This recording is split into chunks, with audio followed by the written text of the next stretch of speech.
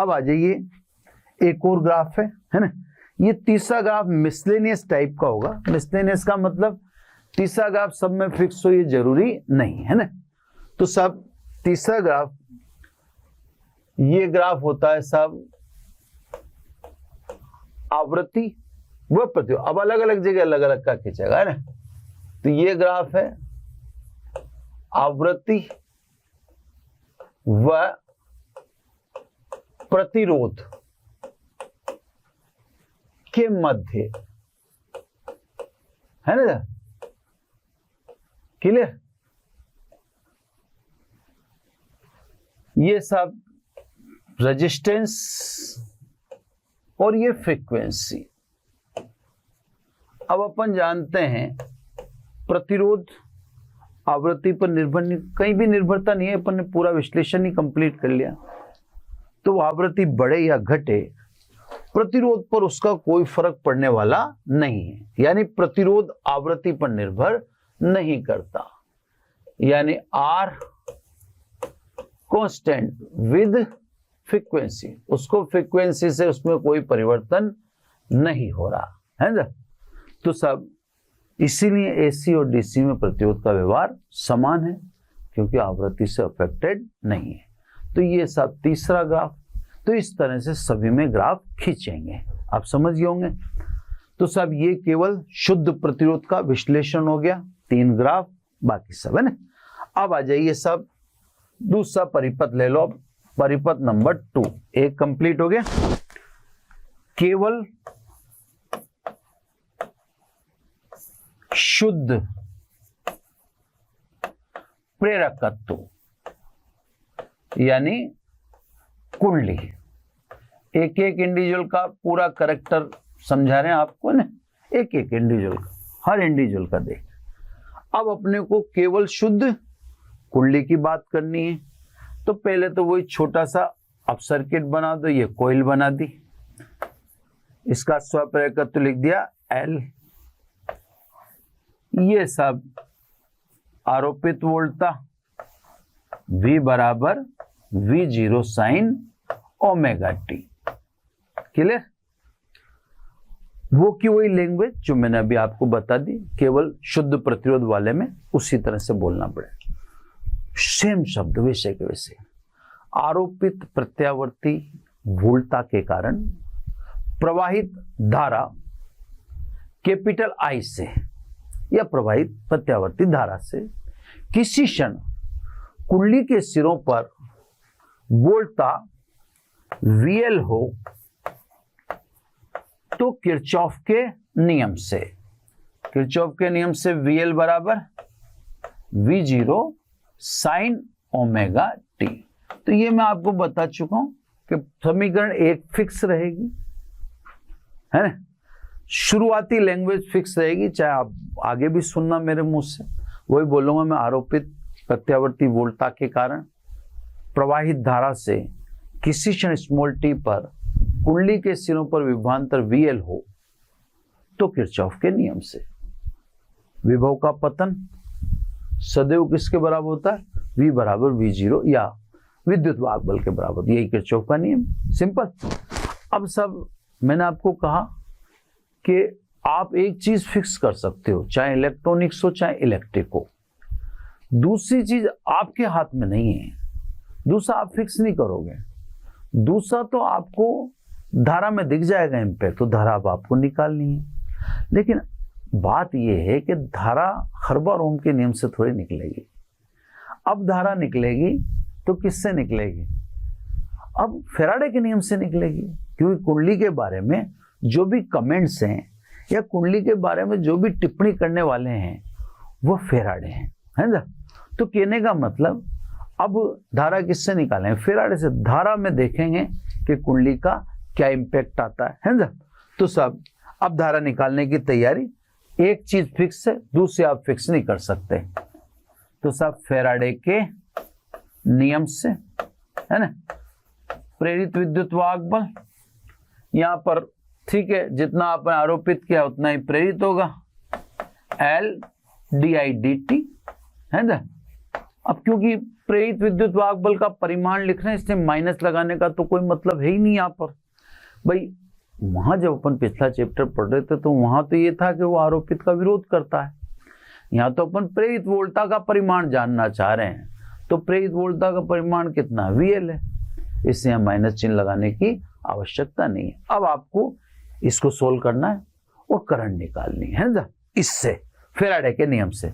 यानी हर कंपोनेंट को समझाने वाले साइंटिस्ट का नाम अलग अलग है, हर कंपोनेंट की एक्सप्लेन करने वाले साइंटिस्ट भी अलग अलग हैं, हर कंपोनेंट के लिए फॉर्मूले भी अलग हैं, है ना, तभी तो वो कंपोनेंट अलग अलग हैं। तो सब VL बराबर L di/dt। अब इस समीकरण को सोल्व करके अपन धारा निकालेंगे, है ना साहब। तो सब यहाँ पे मैं आपको सोल्व कर देता हूँ, फिर मैं चाह रहा हूँ कि इसी बोर्ड पे हो जाए, कहीं आगे बोर्ड बदलना नहीं पड़ जाए। तो सब DI बराबर, है ना, सबको शिफ्ट कर दें, VL upon L into dt। ये सब धारा को एक तरफ रख लिया मैंने, है ना, और बाकी सबको मैंने उस तरफ शिफ्ट कर दिया। ये देखो धारा को एक तरफ रख लिया, बाकी सब शिफ्ट कर दी। VL का मान 1 से रख दो, है ना, तो समीकरण 1 से, ठीक है सर। मैं जगह बचाता हुआ चल रहा हूं, प्रतिरोध का काम आप 3 तक खत्म हो चुका था, परिपथ 2 से चालू हो चुका, है ना। DI VL की वैल्यू 1 से रखो, V0 साइन ओमेगा टी, ये L है ना सर, ये V0 upon L into dt, ठीक है सर, है ना। इसको इंटीग्रेट कर दो समाकलन से, अपने को धारा निकालनी है, बस अपना काम यही है कि वोल्टा फिक्स कर सकते हैं, धारा हमारे बस की बात नहीं है, वो तो जो आएगी वो निकाल के अपने को बतानी है ना। तो सब अपन ने वोल्टा फिक्स कर दी, धारा फैराडे का नियम बता देगा, है ना, फिर उसमें इंपैक्ट आ जाएगा सारा। समाकलन करेंगे तो ये I V0 upon L sign omega T का समाकलन minus cos omega T upon omega, है ना। ये समाकलन हो गया, और प्लस समाकलन नियतांक C। स्वाभाविक है कि यहां पर लिमिट नहीं है, तो अनिश्चित समाकलन है, हमें निश्चित समाकलन है, तो समाकलन नियतांक C लगा दिया, है ना। अब सब एक चक्र में, है ना, एक चक्र में धारा का औसत 0 होता है, वह एक चक्र में कोस omega T sign omega T का औसत भी 0 होता है। इसलिए समाकलन नियतांक C बराबर क्या आएगा, जब एक चक्र में धारा का औसत 0, साइन कोस ओमेगा टी का औसत 0, तो C बराबर क्या आ गया, 0, है ना। इसलिए यानी अतः I is equal to V0 upon L, omega अंदर से निकाल ले बाहर, ये ओमेगा अंदर से बाहर निकाल लिया, थोड़ा सा उसको जमा के लिख दूं, है ना, ये लो, ठीक है। तो ओमेगा बाहर निकाल लिया, ओमेगा L, ध्यान से देखना। अब अंदर क्या है सब, माइनस कोस ओमेगा टी। अब यहां पे बात को समझना, आपको समीकरण 1 से इसकी तुलना करनी है, क्योंकि आपको कुंडली का इंपैक्ट बताना है, और कुंडली का इंपैक्ट तब तक पता नहीं पड़ेगा जब तक समीकरण 1 से इसकी तुलना नहीं करेंगे, जैसे अपन पिछला कर ही चुके हैं ना, एक सर्किट तो कंप्लीट कर चुके हैं। तो आपको ये ध्यान रखना है कि जो आप इक्वेशन लाओ वो साइन में लाना, क्योंकि हम कलांतर तभी देख सकते हैं जब त्रिकोणमितीय अनुपात समान हो। यानी एक त्रिकोणमितीय अनुपात साइन है और दूसरा टेन है, तो कलांतर नहीं बता सकते आप। एक त्रिकोणमितीय अनुपात साइन है, दूसरा कोस है, तो भी कलांतर नहीं बता सकते। कलांतर बताने के लिए त्रिकोणमितीय अनुपात का समान होना जरूरी, यानी या तो दोनों कोस हो, या दोनों साइन हो, या दोनों टेन हो। कहने का मतलब दोनों के त्रिकोणमितीय अनुपात समान होने चाहिए। यहां पर देखें तो या तो दोनों साइन होते या दोनों कोस होते। तो कहने का मतलब इस फॉर्म में आप छोड़ नहीं सकते, भाई मैंने आपसे कहा था पिछले भी इसमें कि इसको तब तक सोल्व करते हैं इस समीकरण को जब तक कि कांस्टेंट आगे गेदर न हो जावे। अब आप कहेंगे कि कांस्टेंट तो गेदर हो गया है ना, जैसे यहां हुआ था, तो इसको लिख दो I0। नहीं, अभी उसको साइन में कन्वर्ट करना जरूरी है, नहीं तो फिर मैं कंपैरिजन कैसे करूंगा, एक से कंपैरिजन नहीं कर सकता, कलांतर नहीं बता सकता। तो साहब उसको साइन में कन्वर्ट कर दो। I बराबर V0 ओमेगा L, आगे तो सोल्व हो चुका है, आगे तो सारी चीजें इकट्ठी हो चुकी हैं, माइनस इसको क्या लिखे साहब, साइन 90 माइनस थीटा यानी ओमेगा टी, माइनस अंदर डाल दें तो V0 अपॉन ओमेगा L, ये माइनस अंदर गया तो सब क्या हो गया, sign omega T minus pi by 2। ये जैसे मैंने साइन को एंटर करवाया तो चिन्ह चेंज हो गया, यानी पाई बाई 2 पीछे चला गया, ओमेगा टी आगे चला गया। अब ये समीकरण यहां पर आकर कलाकोण को सेपरेट कर देती है और आयाम को सेपरेट कर देती है, मतलब इसके आगे भी सोल्व नहीं होगी। तो सब ये जो आपने दिखाया ये किसका आयाम, स्वाभाविक है, धारा की समीकरण तो धारा का आयाम, ये किसकी कला, धारा की कला है ना। तो सब इसको लिख दो, यानी I is equal to I0 sine omega T minus pi by 2। ये सब आपकी समीकरण नंबर 2 आ गई। अभी 1 और 2 का कंपैरिजन कर देंगे, पहले बाकी चीजें लिख दें। यहां I0 आपने किसकी जगह लिखा, I0 आपने लिखा V0 अपॉन ओमेगा L की जगह, V0 अपॉन ओमेगा L की जगह है ना। इसलिए V0 अपॉन I0। अब आप बताओ, जब कुंडली लगी हुई हो तो वोल्टता और धारा के अनुपात को प्रतिघात कहते हैं, प्रतिरोध लगाओ तो प्रतिरोध कहते हैं, लेकिन कुंडली लगी हुई है तो वोल्टता और धारा का अनुपात प्रतिघात कहलाएगा, और प्रतिघात भी कौन सा, प्रेरणिक प्रतिघात। तो इसको क्या कहेंगे अपन, XL, और XL बराबर कितना आया, ओमेगा L। अब सब ये इंपॉर्टेंट है सब, एग्जाम में इस बार आने के इसके पूरे 12वीं वाले में इसके चांसेस हैं, बहुत अच्छे चांसेस होते हैं। अब सब समीकरण 1 व 2 की तुलना करो, है ना। तो अब जैसे वो हर बार सिस्टम एक ही हो गए, 1 व 2 की तुलना से स्पष्ट है कि वोल्टता धारा से 90 कला आ गए। उल्टा बोल दो, देखो आप, धारा की कला क्या है, omega T minus pi by 2, तो धारा पीछे होगी, कितनी पीछे होगी धारा, कितनी, 1 मिनट सॉरी, धारा जो है पाई बाई 2 पीछे होगी, दिख रही साहब, दिखा है साहब, पाई बाई 2 का अंतर है। अब धारा पाई बाई 2 पीछे होगी, इसको ऐसे भी बोल सकते हैं कि वोल्टा पाई बाई 2 कला आगे हो गई। बात तो एक ही है ना, बात तो वहीं की वहीं रही। अब आप वो तो खैर आप देख लो, उसमें कोई दिक्कत नहीं है, लेकिन मैं हमेशा वोल्टा को रेस्पेक्ट देते हुए बोलूंगा। जैसे मेरे हिसाब से तो आपके हिसाब से धारा पीछे होगी, मैं, आप बोल दो धारा पीछे होगी, कोई दिक्कत नहीं, लेकिन मैं बोलूंगा वोल्टा आगे हो गई, मैं ऐसा बोलूंगा ना, क्लियर। आपके लिए कोई फर्क नहीं पड़ता, पर मेरे को तो एक चीज को पकड़ के चलना पड़ेगा पूरे, नहीं तो फिर मैं ऐसे तो कभी वोल्टा आगे हो कभी धारा आगे, ऐसे बोलता रहूंगा। आप समझ लो, आपके लिए कोई प्रॉब्लम नहीं है। भाई आपको साफ दिख रहा है कि धारा पीछे कितनी, पाई बाई 2 कला, ठीक है, धारा पाई बाई 2 कला पीछे है। इसकी कला देखो, इसकी कला ओमेगा टी है, उसकी कला ओमेगा टी माइनस, देखो एक की कला ओमेगा टी है, दूसरे की कला omega T minus pi by 2 है।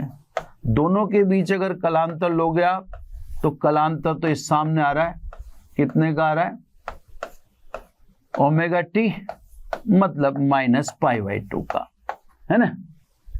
तो ठीक है, धारा पीछे है, तो सब शुद्ध कुंडली।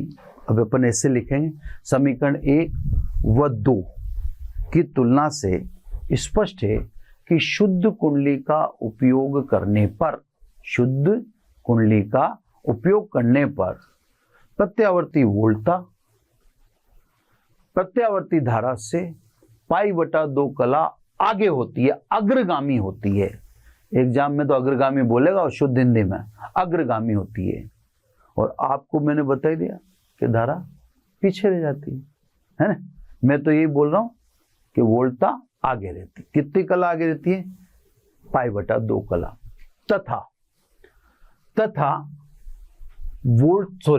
तथा शुद्ध कुंडली का उपयोग करने पर, शुद्ध कुंडली का उपयोग करने पर कुंडली के कारण धारा के मार्ग में उत्पन्न अवरोध XL बराबर ω/L, ओमेगा का मतलब 2πfL है ना, ओमेगा का मतलब 2πf। इतना प्रतिरोध किसके कारण? कुंडली के कारण। ओम मात्रक लिख देता हूं बाकायदा, है ना। सॉरी, इसके साथ वो भी लिख देता हूं, कला कोड भी।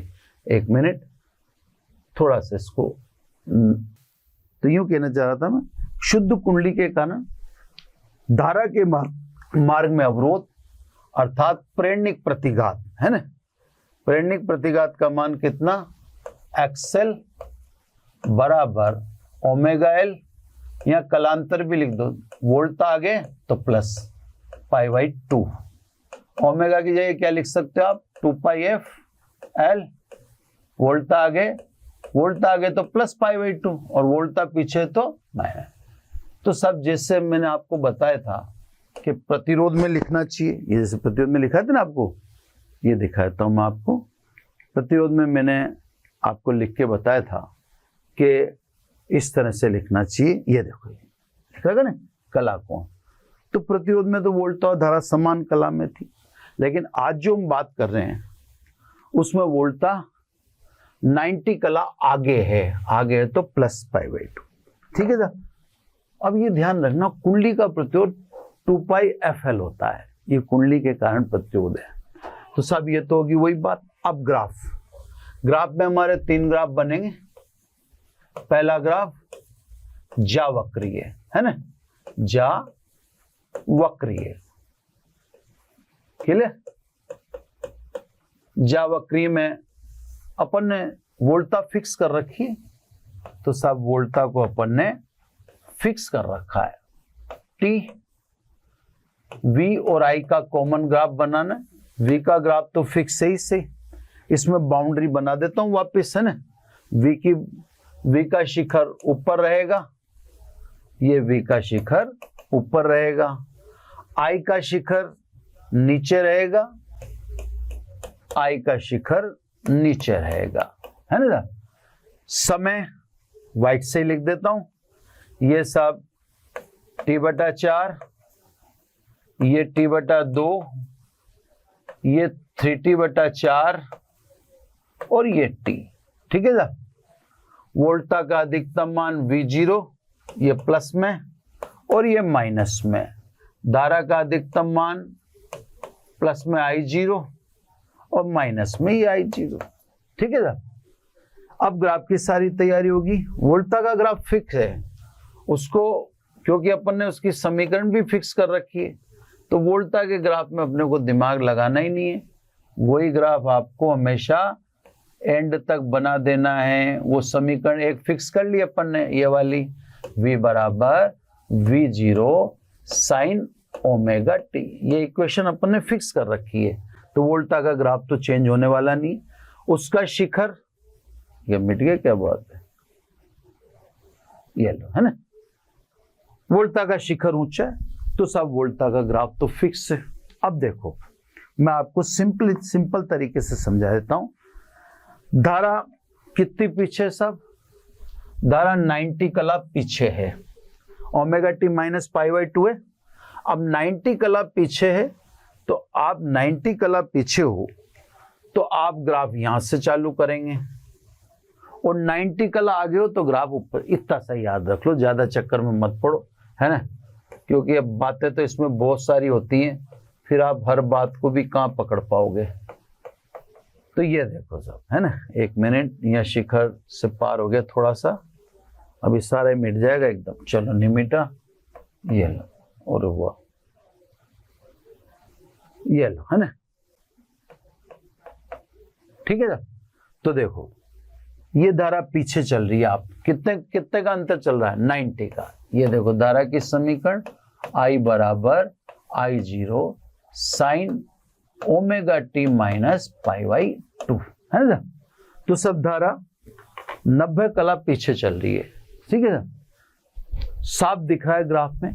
जबकि अगर प्रतिरोध का आप ग्राफ देखेंगे तो प्रतिरोध में धारा और वोल्टता दोनों साथ साथ चल रही है। देखो आप, मैं कंपैरिजन इसलिए कर रहा हूं ताकि आपको समझने में दिक्कत। ये देखो इसमें दोनों साथ साथ चल रहे हैं।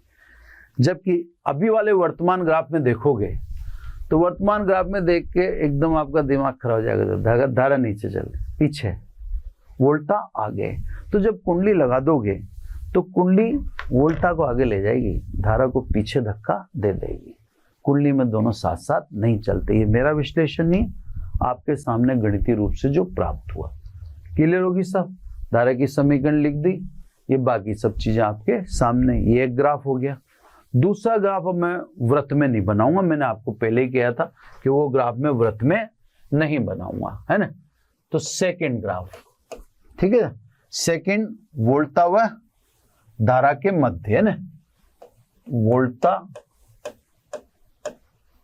व धारा के मध्य, है ना सर, ये सेकंड ग्राफ, ठीक है। अब मैं वृत्त में नहीं बना रहा हूं, आपको हाथों हाथ कंपैरिजन भी करवा दूंगा, लेकिन अब वृत्त में नहीं बनाऊंगा मैं।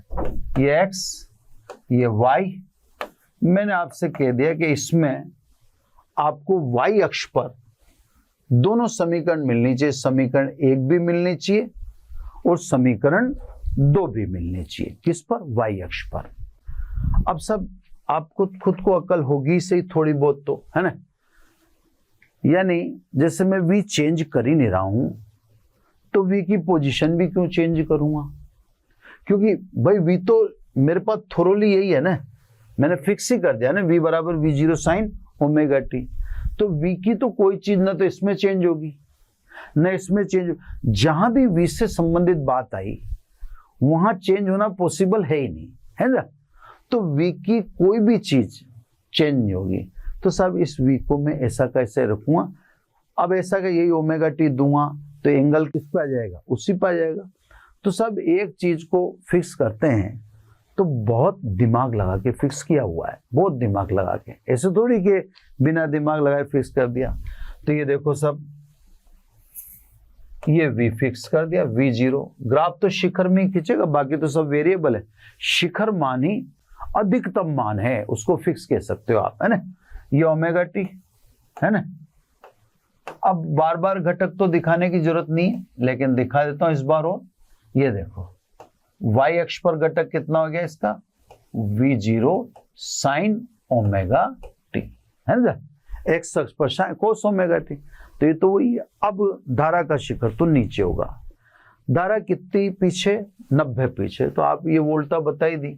अब धारा इससे 90 कला पीछे है, तो ये सब ठीक 90 डिग्री, ये देखो, है ना, ये देख लो आप, साफ दिख रहा है आपको कितना कोण है, 90 डिग्री। ये धारा का शिखर, ये I0। अब आप चाहो कि साहब इसका y अक्ष पर घटक देखे तो देख लो आप, y अक्ष पर घटक यही निकलेगा जो अपन ने यहां पर देखा है। ये I बराबर I0 साइन ओमेगा, वैसे वो माइनस में जा रहा है भाई, वो प्लस में इधर आएगा घटक, ये ओमेगा टी है तो ये भी ओमेगा टी होगा। अब ये कोस है ना, तो वह कोस ही तो, और माइनस में अलग है। अभी जैसे देखो आप, ये की यही चीज आएगी, थोड़ा सा लाइटली, मतलब ज्यादा उसमें टेंशन मत लेना, है ना। ये की यही चीज आ जाएगी, देखो कैसे आएगी, मैं एक बार बता देता हूँ, हर चीज बार बार नहीं बताएंगे। ये 90 डिग्री, ये ओमेगा टी है ना, ये 90 डिग्री एंगल है टोटल, तो ये 90 माइनस ओमेगा हो गया, ये वाला नीचे, तो ये एंगल कितना हो जाएगा, ओमेगा टी हो जाएगा, है ना। अब इधर नीचे की तरफ देखो घटक, तो क्या आएगा, I0 कोस ओमेगा टी आएगा। ये किधर आएगा, -y दिशा में, जबकि आपको घटक किधर लेना है, +y दिशा में, तो उधर ले जाओगे तो ये कितना हो गया, -I0 cos ω t, और -I0 cos ω t यही आएगा, है ना। तो कहने का मतलब आप इतने लफड़े में तो मत पड़ो, आप तो बस धारा पीछे, मैं आपको देखो ये चेक उलझ जाओगे आप फालतू, है ना, इसलिए ये मिटा देता हूँ। आप तो बस ये ग्राफ इतना ही खींच दो, वोल्टा सर्वप्रथम बना ही दो, है ना, जैसे मैंने बना दी ना वोल्टा, तो वोल्टा ऐसे बना दीजिए, 1 मिनट मीटर नहीं रहा, वोल्टा ऐसे बना दीजिए, और वोल्टा बनाने के बाद आप बाकी को छोड़ दीजिए, धारा उससे 90 पीछे 90, ये बन गया साहब। बस ये है कि पहले इसको वृत्त में बना रहे थे अपन, अब वृत्त में नहीं बना रहे, है ना। एक और ग्राफ इसका होगा, तीसरा, है ना, 3 ग्राफ सब में ना, सभी में 3 ग्राफ आने, तीसरा ग्राफ अब आएगा सब प्रतिघात व आवृत्ति के मध्य, है ना, आवृत्ति के मध्य, ठीक है ना। लिख ही दिया अपन ने, ये लिख रहा सामने, एक्सएल बराबर ओमेगा एल यानी 2πfl, 2πfl, अर्थात एक्सएल प्रोपोर्शनल टू ओमेगा या XL is proportional to F, ठीक है ना। इधर बनाया तो इधर स्पेस है तो मेरे पास, चलो यह बन जाएगा, कोई दिक्कत नहीं है। ये देखो थोड़ा सा सीधा सीधा स्केल ले ले अपन, है ना, तो अच्छा लगेगा। और तो क्या, कोशिश करते हैं। अब ये क्या है कि अपने पास इस बोर्ड पर, ठीक है, ये फ्रीक्वेंसी या कोणीय आवृत्ति और ये एक्सएल। अब आप साफ देख रहे हो, एक्सएल प्रोपोर्शनल टू ओमेगा या एक्सएल प्रोपोर्शनल टू एफ, यानी जैसे जैसे फ्रीक्वेंसी बढ़ेगी वैसे वैसे एक्सएल का मान बढ़ेगा। तो साहब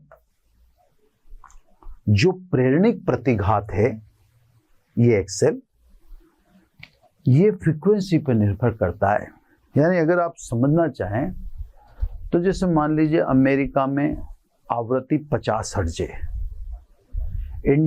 अमेरिका में आवृत्ति 60 हर्ट्ज है, इंडिया में आवृत्ति 50 हर्ट्ज है। चलो मैं यहां से तो आगे चले पर, चलो ये स्पेस है मेरे पास, तो इस स्पेस में मैं बात करने लगता हूं ना।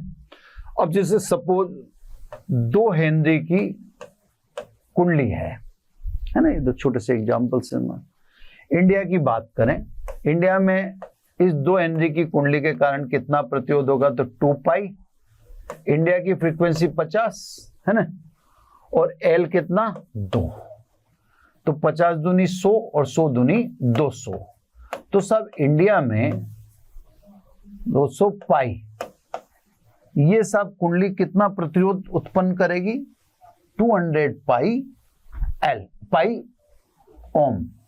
दोबारा देख लें एक बार, 2 हेनरी की हमने कोई कुंडली ली है ना, किसी परिपथ में उसको अप्लाई किया, तो हमने देखा कि इंडिया में आवृत्ति 50 हर्ट्ज, तो हमने फॉर्मूला लगा दे कि भाई 2 हेनरी की कुंडली इंडिया में कितना प्रतिरोध उत्पन्न करती है, 2 पाई, एफ की जगह 50, एल की जगह 2 लिख दिया। अब ये तो होगी बात इंडिया की, है ना, इंडिया। अब बात करें अमेरिका की, है ना, अमेरिका की बात करें तो अमेरिका की आवृत्ति 60 हर्ट्ज है। अब देखा यही कुंडली अमेरिका में लें अपन काम में, 60 हर्ट्ज, 2 हेनरी की कुंडली है। अब मैंने 2 पाई, एफ का मान कितना रख दिया 60। अब देखो सब 6 दूनी 12, 12 दूनी 24, है ना, यानी 240 पाई एक ही कुंडली है, लेकिन अलग अलग देश में फ्रीक्वेंसी अलग अलग होने के कारण उनके प्रतिरोध का मान अलग अलग है। इंडिया में उस कोयल का प्रतिरोध 200 पाई है और अमेरिका में उस कुंडली का प्रतिरोध 240 पाई है। यह है सब समझने वाली शानदार बात कि कुंडली का प्रतिरोध यानी धारिती या प्रेरणिक प्रतिघात वह आवृत्ति पर निर्भर करता है ना। ये एक समझने वाली बात है कि कुंडली हर जगह एक जैसा व्यवहार नहीं कर सकती। अलग अलग देश में अगर आवृत्ति अलग अलग है, जैसे कहीं 50 है और कहीं 60, तो कुंडली के प्रतिरोध अलग अलग होते हैं। और ये भी साफ है कि जब फ्रीक्वेंसी बढ़ेगी तो प्रतिरोध भी बढ़ेगा। पहले 200 पाई था क्योंकि इंडिया में फ्रीक्वेंसी 50 हर्ट्ज थी, अमेरिका में ज्यादा है तो प्रतिरोध भी बढ़ गया 240 पाई। ये सब कंप्लीट बात हो चुकी है। बस एक लास्ट बात मैं आपको समझा देता हूं। मेरे पास खत्म हो गया पेज, तो प्रेरकत्व तो टोटल हो गया।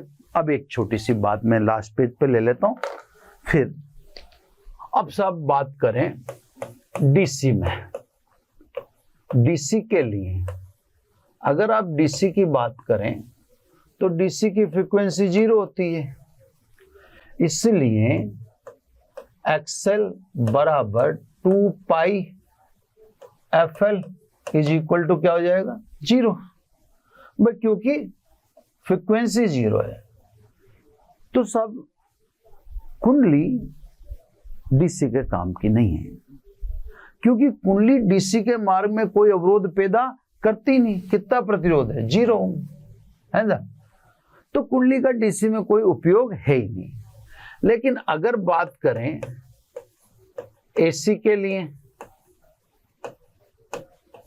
एसी में F can not be equal to 0, इसलिए एक्सएल यानी 2 pi F L is not equal to 0। तो सब डीसी में कुंडली धारा के मार्ग में कोई अवरोध उत्पन्न नहीं करती, जबकि एसी में कुंडली धारा के मार्ग में निश्चित अवरोध उत्पन्न करती है। उसकी मात्रा निश्चित होती है, जैसे मैंने आपको यहाँ बताया ना, उसकी मात्रा निश्चित है। यूं नहीं है कि साहब कुछ भी, निश्चित प्रतिरोध अवरोध पैदा करती है। तो एसी में काम आएगी, उसको डीसी में क्यों लगाओगे आप? क्योंकि डीसी में उसकी कोई भूमिका है ही नहीं। डीसी में आप देख रहे हो कोई भूमिका आपको दिखाई नहीं देगी, है ना। तो कहने का मतलब, मैं आपको जब पिछला चैप्टर पढ़ा रहा था तो यही समझा रहा था बार बार कि कुंडली डीसी में काम नहीं करती, पर पढ़ाते किससे हैं? डीसी से पढ़ा। आपको पता है कि जब मैंने आपको स्वप्रेरकत्व समझाया तो स्वप्रेरकत्व समझाने के लिए मैंने यहाँ पर सेल लगाया। अब आप समझ सकते हो कि वहाँ मुझे ले दे के आपको क्या बनाना पड़ा, बेवकूफ। हालांकि मैंने बेवकूफ नहीं बनाया, मैंने आपको 2 ही समय इम्पैक्ट दिखाए, एक कुंजी के ऑन पर और एक कुंजी के ऑफ पर। तो ऑन ऑफ के समय मैंने आपको बताया इम्पैक्ट या तो ऑन पर होगा या ऑफ पर। उस समय करैक्टर लगभग कैसे मान लिए जाते हैं, एसी। तो हम जब कुंडली पढ़ रहे थे तो वहाँ कुंडली में हमारे सामने यही दिक्कत आ रही थी। अब आप समझ गए होंगे कुंडली एसी में डीसी में तो काम ही नहीं कर रही है ना, तो वहाँ कैसे समझाते? फिर हमने वहाँ जो भी समझाया आपको वो स्विच ऑन ऑफ पे समझाया है ना। तो बच्चों ये 2 सर्किटों का एनालिसिस हो चुका है, 2 हुए भी, आप समझते जाएं, आगे और इजी होता जाएगा। आगे कठिन नहीं होगा, इजी होता जाएगा, है ना। बस आज इतना ही। Thank you very much.